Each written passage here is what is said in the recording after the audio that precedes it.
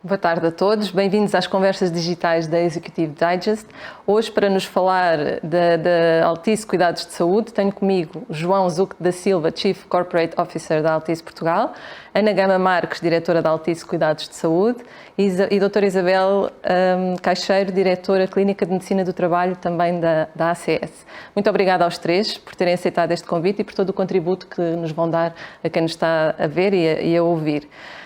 João Zuc da Silva, começava talvez por si, para nos contextualizar sobre a importância da área de saúde enquanto pilar estratégico na gestão de pessoas numa empresa com a dimensão da Altice. A Altice Portugal hoje em dia tem cerca de 6.500 trabalhadores internos, também temos um conjunto de trabalhadores que vêm para cá através de prestadores externos, mas focando essencialmente nos internos, a integralidade destes trabalhadores estão cobertos por planos de saúde.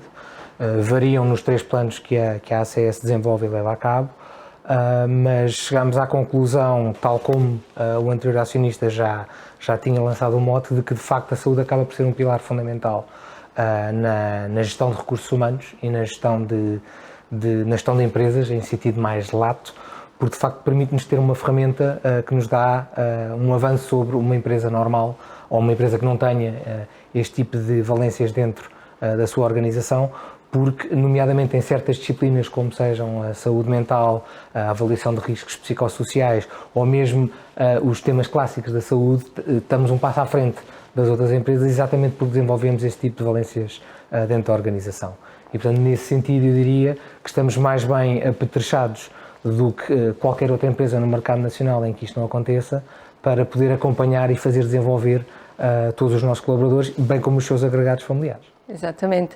E talvez para nos falar um pouco disso, perguntava a Ana Gama Marques, portanto, este investimento na prevenção e na proteção de saúde dos seus colaboradores, quais é que são os eixos sobre os quais atua a Altice Cuidados de Saúde e quem é que pode beneficiar também destas vantagens deste sistema? Portanto, nós atuamos em 4 eixos. Portanto, temos o eixo dos planos de saúde, que é equivalente a um seguro normal de saúde. E estes planos de saúde estão disponíveis para todos os colaboradores e as suas famílias. E temos dos planos mais completos que existem hoje em dia em Portugal. Portanto, os nossos planos cobrem a saúde mental, que é uma componente que só agora é que entidades seguradoras começam a introduzir este tema no core dos seus seguros. E, portanto, nós já temos a medicina tradicional e depois temos esta parte da saúde mental que os nossos planos sempre tiveram.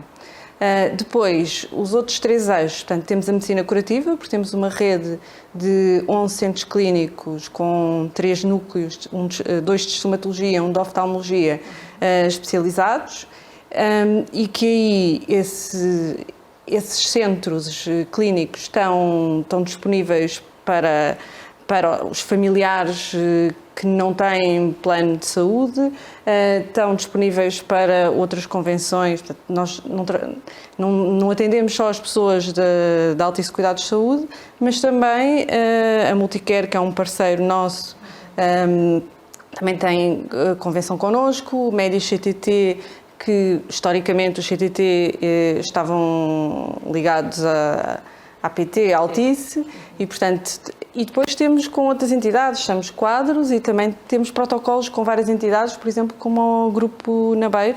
Portanto, eles têm um plano de saúde, naquilo que o plano de saúde cobre podem vir e no que não cobre temos preços especiais contratados com essas entidades. Depois temos a medicina do trabalho, que está disponível, portanto, nós somos a empresa do grupo ou a instituição do grupo que faz o serviço interno, que pode fazer o serviço interno ao Grupo Altice, e depois também prestamos a clientes externos.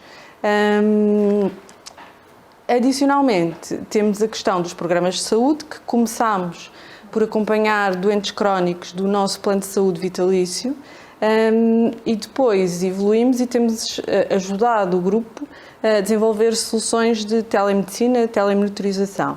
Portanto, atualmente Já estamos em concursos de telemedicina e já ganhamos acompanhamento de doentes crónicos de doença pulmonar obstrutiva crónica. E, portanto, são estes os nossos 4 eixos. E também tem promovido muitos programas, webinars, nesta questão da prevenção da saúde para os próprios colaboradores, não é? Também a levá-los um pouco a esta vida mais...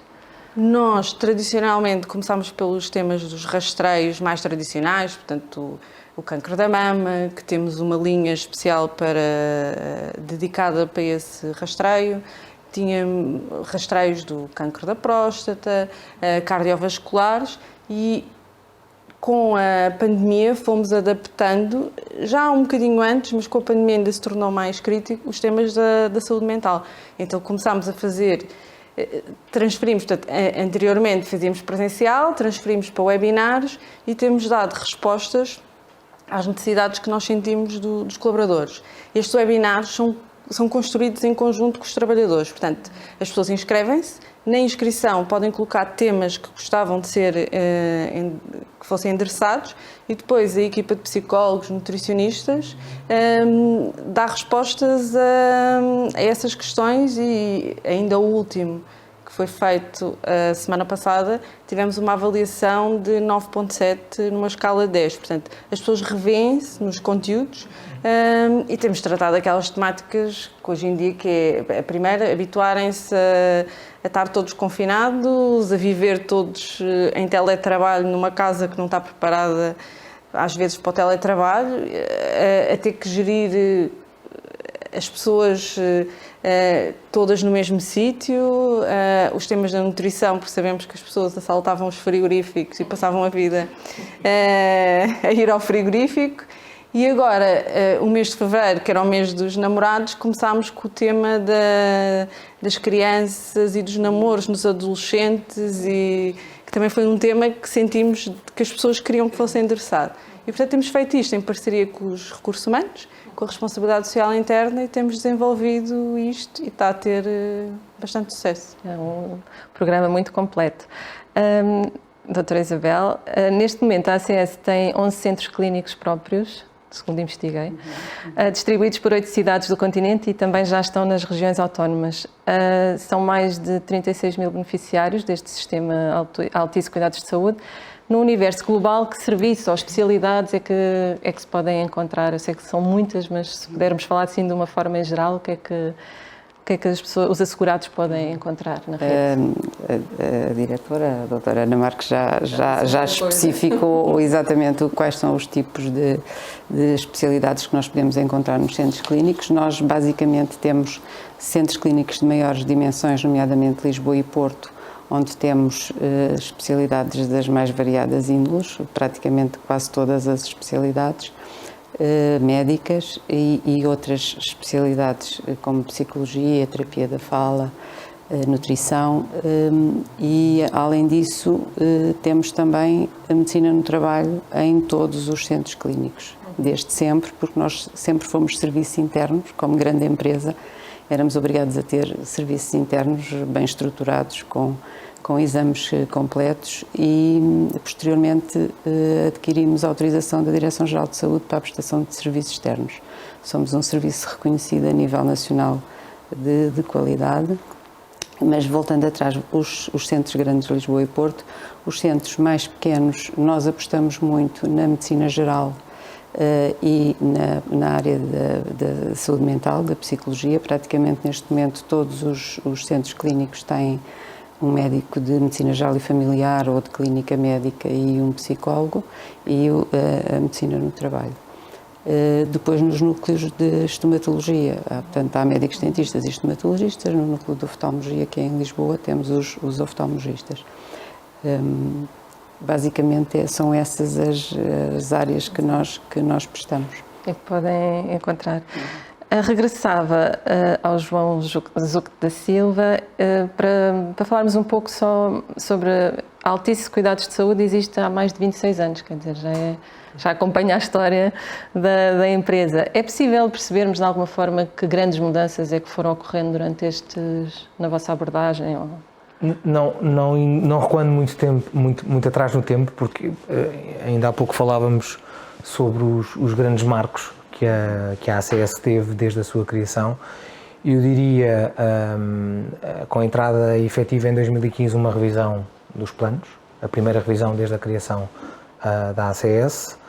Em 2016, no segundo semestre, nós externalizámos a gestão de risco para a Multicare e, portanto, passámos a ter um sistema de seguros que antes eram assumidos como risco próprio da organização. E eu diria, outro terceiro grande acontecimento será a inauguração do novo centro clínico na Estefânia. Aliás, à imagem de pequenas e médias atualizações ou lavar de cara, se quisermos, que temos vindo a fazer num conjunto de centros clínicos, de modo a atualizá-los e a modernizá-los. Seriam, eventualmente, os 3 factos mais salientes que eu faria ressaltar. Aqui também já fomos falando um bocadinho de tudo, mas as perguntas agora vão especificando um pouco. A ACS oferece, portanto, não só este sistema próprio de saúde, mas também, e como a Ana já tinha falado, um programa de parcerias e protocolos com outras entidades.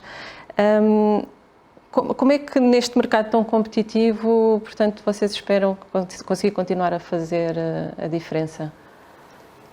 É assim, a Altice Cuidados de Saúde surge no seio do grupo Altice, não é? E surge numa altura em que não existia oferta de privados significativa em Portugal e, portanto, as grandes empresas foram criando as suas unidades de saúde por forma a dar resposta aos seus trabalhadores. Portanto, ainda temos algumas empresas em Portugal que têm estes sistemas, se olharmos para os grandes grupos económicos. Há empresas que transformaram isto em negócio, como a CUF, não é? Portanto, nasce do grupo José de Mel, do grupo CUF, e transformou isto depois numa área de saúde. Nós também temos vindo, nós não nos concentramos só nos nossos próprios beneficiários. Como é que nós nos destacamos? Portanto, nós nascemos para os nossos beneficiários e para os nossos trabalhadores e depois começamos a prestar serviço a outras entidades. Como é que nós nos diferenciamos? Diferenciamos pela proximidade. Portanto, nós temos uma grande proximidade com os nossos beneficiários e depois também com os nossos clientes. Portanto, criando o conceito de médico-família, em que temos um médico que acompanha a saúde daquela pessoa e vai orientando aquela pessoa nas várias fases, é uma coisa que nos faz diferenciar de unidades em que nós dizemos, nós próprios selecionamos, queremos ir a esta especialidade ou a outra especialidade. E, portanto, é pela proximidade, não só com o médico, nós temos um corpo clínico estável há muitos anos, mas também pelos colaboradores. Porque os nossos colaboradores que trabalham na linha da frente nos centros clínicos são colaboradores que também trabalham connosco há muitos anos. E, portanto, há ali uma relação que é criada entre o profissional de saúde, entre o recepcionista, os coordenadores que estão nos centros e os pacientes que vão aos nossos centros. Que, então, na população mais idosa, que não tem tanta facilidade, portanto, nós acabamos por os ajudar depois em várias matérias que eles necessitam. E depois nós temos uma coisa que nos diferencia também dos restantes, que é, nós temos enfermagem, portanto, para além da medicina curativa, as consultas, os exames normais, as análises clínicas, as ecografias, nós temos um serviço de enfermagem. Que se calhar na população mais jovem não tem tanta necessidade, mas na população mais velha acabam por ter necessidade e, portanto, nós aí temos um serviço diferenciador. É quase uma casa, não é? Onde talvez as pessoas se sintam mesmo integradas e conhecem já de algum tempo os médicos e também já aqui falámos desta importância atual, quer dizer, sempre foi, mas agora fala-se mais da saúde mental. E a Altice Cuidados de Saúde é pioneira em Portugal na implementação da avaliação dos riscos psicossociais. E também, como já disseram, aposta fortemente na psicologia e também na medicina familiar. Como é que tem sido esta implementação da avaliação dos riscos psicossociais e da importância que isto tem realmente hoje em dia para... Nós, mais do que sermos pioneiros na avaliação dos riscos psicossociais, a nossa metodologia é que é pioneira, na minha opinião, daquilo que eu conheço enquanto especialista em medicina no trabalho. A maioria das vezes a avaliação dos riscos psicossociais é feito num one shot, portanto fazem uma fotografia do nível de risco que existe na empresa naquela altura, através da aplicação de questionários, porque a área da parte psicológica não se avalia, não se consegue, não existe nenhum equipamento que permita medir. E o que nós fizemos foi aplicar um questionário que é reconhecido internacionalmente e, portanto, recomendado para a população portuguesa, validado para a população portuguesa, em cada exame de saúde ocupacional, ou seja, no exame de medicina no trabalho que os trabalhadores têm que fazer anualmente ou bianualmente, além de fazer o eletrocardiograma, as análises que nós achamos mais adequadas aos riscos que eles têm, a avaliação da audição, a avaliação da visão, nós aplicamos um questionário, ou seja, o trabalhador responde voluntariamente àquele questionário, que é o COPSOC, que é o standard, o Golden Standard, e que é avaliado pelos nossos psicólogos do trabalho, que o classificam e que depois determinam se o nível de risco é aceitável e pode ser gerido pelo próprio colaborador e o médico de trabalho depois validará isso na consulta, ou se precisamos de detalhar mais e marcamos uma avaliação presencial, portanto o colaborador vai a uma consulta, não vai a uma consulta, vai a uma avaliação com um psicólogo presencialmente, aplicam-se outros testes e a partir daí há uma orientação que pode ter vários tipos de orientação. Ou o colaborador precisa de fazer um acompanhamento psicológico ou precisa de fazer a medicação e ser seguido por um psiquiatra. Às vezes detecta-se também que é necessário intervir a nível de recursos humanos, porque nós sabemos que gerir recursos humanos, isso o João melhor do que eu sabe, que não é uma tarefa fácil e, portanto, nós sabemos que há equipas que se podem tornar tóxicas, FIAs que podem ser, claro. E, portanto, este tipo de avaliação permite-nos dois objetivos importantes. Um deles é detectar situações imediatas que precisam de apoio imediato e aí evitar algumas situações de problemas mentais mais complicados e, por outro lado, fazer uma detecção do nível de risco a nível de uma direção ou a nível de uma área ou mesmo a nível de uma equipa. Porque quando nos começamos a chamar a atenção para determinadas situações, nós ficamos alerta. E o médico de trabalho tem essa facilidade, não só nesta área da saúde mental, que é agora uma área que está mais em foco e que se fala mais, mas em todos os outros riscos a nível profissional. Também a saúde no trabalho pode ser uma mais-valia muito importante, portanto, os exames completos e bem feitos e de qualidade da medicina no trabalho, os exames anuais e periódicos, têm uma importância que muitas vezes não lhe é dada, que tem a ver com o facto de, durante o período ativo da vida, a maioria das vezes, as pessoas, nomeadamente os homens, não vão à consulta, não vão ao médico, a não ser que lhe doa qualquer coisa.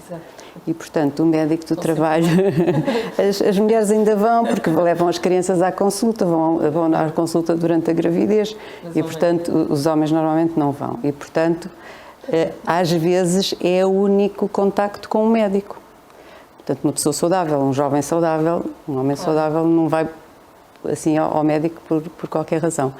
E é o médico de trabalho que muitas vezes detecta situações incipientes, iniciais, ainda antes de darem sinais de algumas doenças, nomeadamente relacionadas com o trabalho, que é no fundo o foco principal do médico do trabalho, mas outras doenças crónicas, uma diabetes que está a começar, uma hipertensão que ainda ninguém detectou, uma alteração do ritmo cardíaco que o próprio ainda não detectou e, portanto, há aqui um papel muito importante da medicina no trabalho que articula, no nosso caso, com mais facilidade com as especialidades que nós temos nos centros e com a nossa rede de prestadores e permite fazer uma saúde e promover um bem-estar maior nos nossos colaboradores, mas também pode fazer com que nós, no fundo, protejamos e não sobrecarreguemos tanto o Serviço Nacional de Saúde. Portanto, na minha opinião, e tenho falado disto em vários fóruns, as empresas que tivessem exames de saúde no trabalho completos e de qualidade deveriam ser deviam ter outras contrapartidas a nível da sociedade, porque no fundo estamos a libertar o Serviço Nacional de Saúde de uma sobrecarga que nós, como vimos agora na pandemia. Exatamente. E por falar em pandemia, que tínhamos que ainda não estamos completamente a salvo dessa questão, e também porque também tem muito a ver com esta questão de saúde mental e também de muitas diretrizes que vocês introduziram durante este período.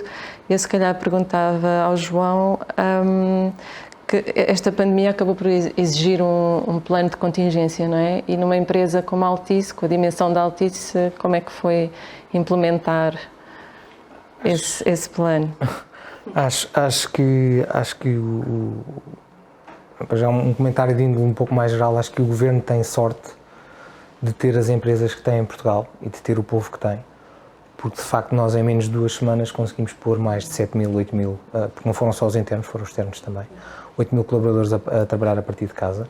Rapidamente montámos uma célula de crise, que chamámos Gabinete do Covid-19, como não podia deixar de ser, onde havia essencialmente 3 departamentos, curiosamente reportavam os 3, reportavam e reportam os 3 a mim, são responsabilidades das áreas que eu tenho, portanto a área evidentemente da ACS, como não poderia deixar de ser, a área de recursos humanos e também a área de real estate facilities, por motivos que são mais ou menos evidentes e por serem completamente transversais a toda a organização. E nesse gabinete de crise pusemos representantes de todas as áreas, de maneira a tomar, na altura, no início foi assim um bocado atabalhoado, apesar de tudo, não é? Mas tomar as decisões que impunha tomar em função, e depois a própria gestão da pandemia tornou-se um bocadinho mais profissional, por parte não só da DGS como também por parte do Governo, e passámos a reunir com base noutro tipo de informação mais estruturada, mas ao início foi absolutamente fundamental, não só o papel que a ACS desempenhou do ponto de vista de salvaguardar as pessoas. Hoje até nos rimos um bocado, em alguns casos, de certas medidas que tomámos na altura, mas na altura estávamos perante um desconhecido. Portanto, perante o desconhecido tivemos a sorte, mais uma vez, e ligando um pouco com aquilo que também já foi dito nas respostas anteriores, a sorte de termos integrado dentro do grupo uma unidade de saúde, que na prática também é isso, é uma unidade de saúde, facultou-nos o acesso a um conjunto de informação que, embora na altura fosse um pouco difusa, não havia certezas de muitas coisas, nos permitiu encarar e tomar um certo e determinado tipo de decisões com muito mais segurança do que se assim não fosse.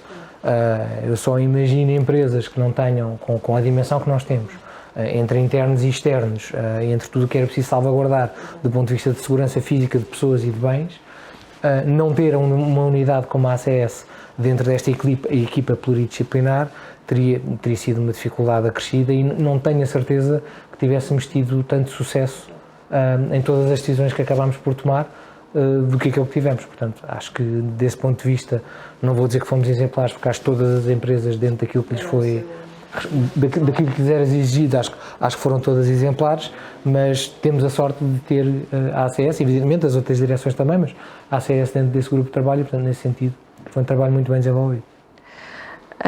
E pegando precisamente nesse trabalho, Ana, eu penso que ainda hoje há serviços e iniciativas que se mantêm ainda decorrentes da Covid, que vocês implementaram. Não sei se podemos falar um bocadinho sobre isso. E sim,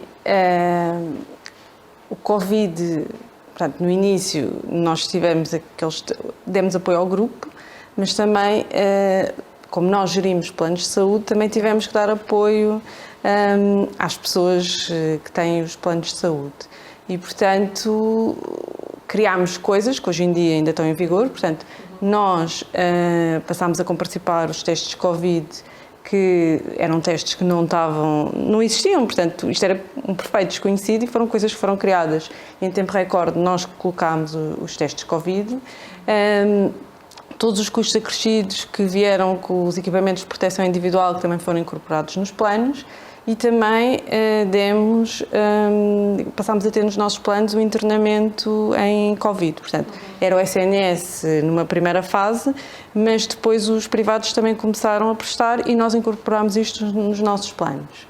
Ao nível dos centros clínicos, portanto, o que é que nós fizemos? Numa primeira fase houve o shutdown quase total de todas as áreas de saúde, porque não havia equipamentos de proteção individual e, portanto, apenas situações críticas foram tratadas fora do SNS. E nós, desde o primeiro dia, implementámos teleconsultas e demos apoio, portanto, a todo o país, a todo o universo dos nossos beneficiários, portanto, com as receitas a serem entregues às pessoas ou em mão ou eletronicamente, consoante o tipo de população que tínhamos. E, portanto, tivemos sempre este cuidado, demos o apoio psicológico também. A Altice deu de forma gratuita o apoio psicológico aos trabalhadores e às suas famílias. E, portanto, tivemos este apoio. Agora, nesta fase de phase-out do Covid, o que é que nós temos? Temos o check-up pós-Covid e estamos a reforçar as valências de pneumologia e cardiologia, que são as duas especialidades que maior acompanhamento fazem num pós-Covid, e estamos atentos a tudo o que seja o Covid de longa duração para acompanhar as pessoas, porque sabemos que isto é uma coisa que está a acontecer. Sim. Ainda no contexto pandémico, a doutora Isabel, que esteve no terreno, digamos assim, foi necessária introduzir alguma adaptação física dos próprios centros clínicos, sei lá, direcionar se calhar médicos, deve ter sido assim? Fizemos realmente algumas intervenções, nomeadamente devido às orientações da Direção-Geral de Saúde e às normas, em termos de espaço, em termos de número de pessoas que podiam estar nos centros clínicos, fazermos a prevenção, portanto, como não éramos uma área Covid, dirigir as pessoas que fossem suspeitas de doença Covid para não virem ao nosso centro clínico. Portanto, preparámos todos os equipamentos necessários para os profissionais utilizarem quando foi a retoma, portanto, os equipamentos de proteção, as batas, na área da estomatologia, muito mais preocupante devido aos aerossóis, portanto, como mecanismo de contágio, e, portanto, fizemos essas adaptações. Uma das áreas do centro clínico, como não tinha ventilação natural, também foi fechada, e fizemos a distribuição dos médicos e das consultas pelos outros pisos. Em termos de medicina no trabalho, também interrompemos durante um período os exames periódicos, que não eram urgentes, continuámos a fazer exames de admissão, exames ocasionais, portanto houve ali um ajustamento necessário em todos os centros clínicos, nomeadamente na área dos espaços, da prevenção da vinda das pessoas que pudessem estar contagiadas e da proteção dos equipamentos de proteção individual. Nós fizemos também um acompanhamento dos nossos colaboradores supletivo à DGS, portanto, para tentar detectar situações de surtos, portanto, identificar precocemente, na altura de maior número de contágios. Era difícil, às vezes, a saúde pública contactar os positivos, e aí tivemos uma intervenção em termos de prevenção de contágios, portanto, mandando as pessoas para casa, os que podiam fazer teletrabalho, fazerem teletrabalho. Portanto, tivemos esse tipo de intervenção em termos de internamento da medicina no trabalho.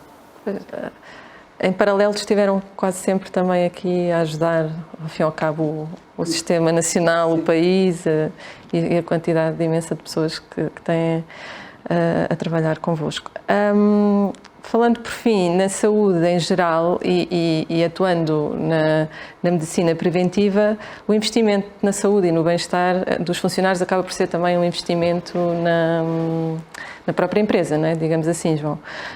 Na sua visão, que medidas é que poderão vir a ser implementadas no futuro para continuarem a poder oferecer este acompanhamento de saúde física e mental, tendo em conta que também há uma nova evolução do paradigma de trabalho e de como todos saímos deste período, não é?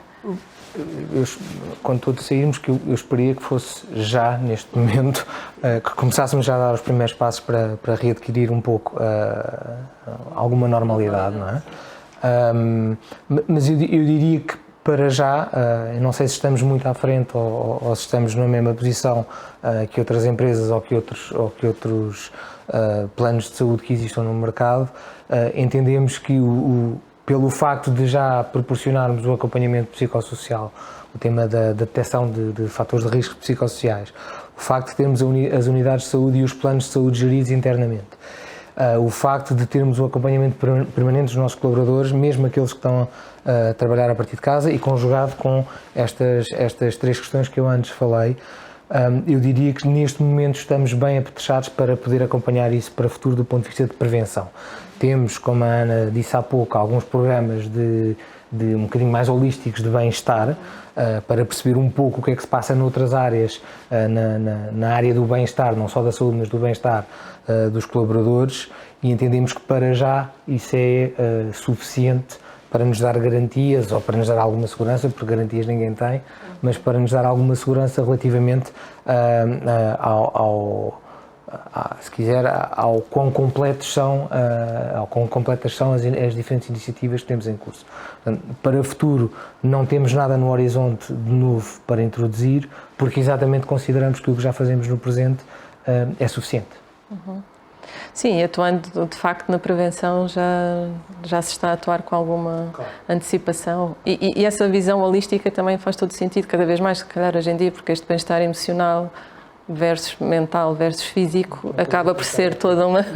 Exato. Agora queria só acrescentar, relativamente à questão que falámos há pouco sobre a gestão do Covid, estávamos a falar um pouco fizemos um pouco de navegar à vista, misturado com bom senso e misturado com se quisermos, com ciência, ou com opiniões de médicos certificados, como é o caso da doutora Isabel Caixeira, mas mais.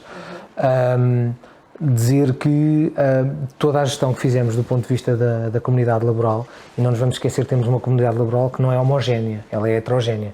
Eu há pouco disse-lhe que mandámos 6, 7 mil pessoas para casa, mas houve um conjunto ainda alargado, cerca de 1.200, 1.300 pessoas, que continuaram no terreno, e quando digo no terreno é visitar os clientes e ir à casa dos clientes e andar, vamos dizer, por aí, ou seja, assumir alguns riscos no desenvolvimento do seu trabalho, mas mesmo e também, e apesar disso, conseguimos ter um número de incidência de Covid dentro da comunidade laboral que foi bastante inferior àquilo que se verificou no resto do país. Não que os genes do trabalhador autista sejam particularmente mais resistentes ao malvado Covid, mas eu diria que pela consciencialização e pelo papel absolutamente central que a comunicação interna, mas também baseada em tudo o que era definido pelo Gabinete de Crise, com a participação, evidentemente, da ACS, teve durante todo o desenrolar da gestão da pandemia. Nesse sentido, acho que isso também é um indicador do sucesso que tivemos do ponto de vista da gestão da pandemia, se quiser. Exato, e também todo este acompanhamento que falaram e poderem até quase, não era antecipar, mas ao tomar conta dos aspectos de saúde, não é? Há coisas que se... não é? Exato. Ana, em 2021 penso eu que a ACS deu também início a um programa, e acho que já falaram também sobre isso, de remodelação, de dar uma cara nova a algumas das instalações, e assim como também a garantia de novas especialidades, também numa perspectiva de futuro, existe algum serviço que vão poder começar a oferecer, alguma alteração que acham que faz sentido implementar? Nós começámos no final do ano e estamos a continuar a renovar os nossos vários centros clínicos. Portanto, como o João já falou há pouco, temos aí o grande centro de clínica da Estefânia, que passa a incorporar o que existe hoje no Centro Clínico de Lisboa com o núcleo de estomatologia e com o núcleo de oftalmologia, e depois temos estado a endereçar os vários pequenos centros. Portanto, já reabrimos Faro com uma nova imagem, agora em fevereiro. Em março temos planeado reabrir Ponta Delgada, também com uma nova imagem. Em termos de serviços, portanto, nós nos pequenos temos sempre Medicina Geral e Familiar, Psicologia e Saúde no Trabalho. Temos sempre a parte da enfermagem, que é bastante diferenciador do que existe nos restantes, e depois temos os serviços de análises clínicas e outros meios complementares de diagnóstico.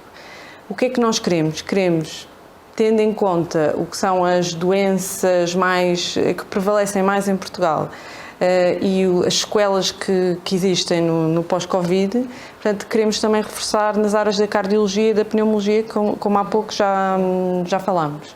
E, portanto, estamos a desenvolver iniciativas para fazer isto. E vamos adaptando-nos também à medida do que a sociedade for evoluindo.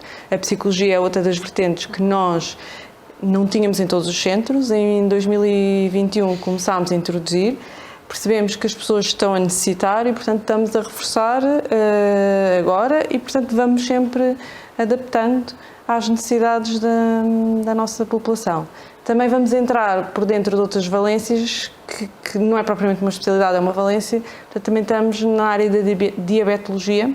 Estamos também a criar uma consulta diferenciadora em que tem o auxílio da enfermagem juntamente com o médico clínica geral e faz assim uma abordagem global à doença, e o objetivo, mais do que tudo, é atuar na prevenção para garantirmos que aquelas pessoas têm uma qualidade de vida e não têm episódios agudos que os levam a ficar internados.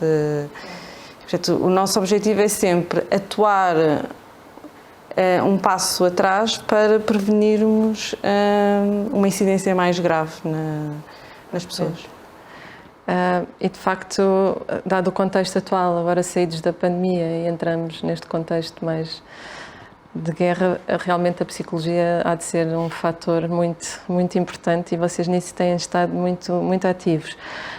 Daquilo que também percebe-se, a implementação de videoconsultas nos centros clínicos e este projeto piloto de telemonitorização, que também já tínhamos passado assim por cima, suportado pela solução SmartAL. SmartAL. São duas medidas importantíssimas também neste contexto de acompanhamento de doentes. A doutora Isabel tem alguma noção da taxa de sucesso das mesmas, ou que medidas é que se vão manter também nesta perspectiva? Nós implementamos teleconsultas. As videoconsultas baseadas nessa plataforma provavelmente só acontecerão no final do primeiro semestre deste ano. De qualquer maneira, a telemonitorização é cada vez mais um fator diferenciador, nomeadamente na área das doenças crónicas, porque permite um autocuidado, mesmo que o próprio doente possa não estar a 100% para fazer o seu autocuidado. Um cuidador pode auxiliar o doente crónico a manter-se no seu domicílio, no seu ambiente, e, portanto, diminuir não só o custo dos internamentos hospitalares, mas também a sua qualidade de vida e a sua segurança em termos de possíveis infecções a nível hospitalar. E, portanto, vai ser o caminho do futuro. Nós já temos alguma experiência, fizemos um piloto agora, portanto, com estas 3 áreas que ganhámos o concurso, portanto, vamos alargar essa experiência e isso vai ser muito diferenciador para a ACS. Esta nota do foco na prevenção é muito importante, porque cada vez mais, e foi sempre uma área difícil de provar que prevenir era compensador em termos económicos, agora cada vez mais já se começa a perceber que é por aí o caminho. Portanto, se nós prevenirmos a doença, se aparecendo a doença, se prevenirmos que ela evolua de uma maneira, no fundo, para uma doença crónica e para uma doença com sequelas, no fundo estamos a melhorar a qualidade de vida, portanto os anos de vida saudável, e no fundo também a controlar os custos da saúde nas pessoas, e portanto esta aposta é o futuro, e ainda bem que, apesar de todas as vicissitudes, que chegamos a essa fase, e acho que vamos continuar. Eu agradeço aos 3 a participação nesta conversa e todo o contributo que deram, e imensa informação e até alguma esperança no futuro e naquilo que ainda está para vir, e agradeço também a quem nos esteve a ver e a ouvir, e continuação de bom trabalho.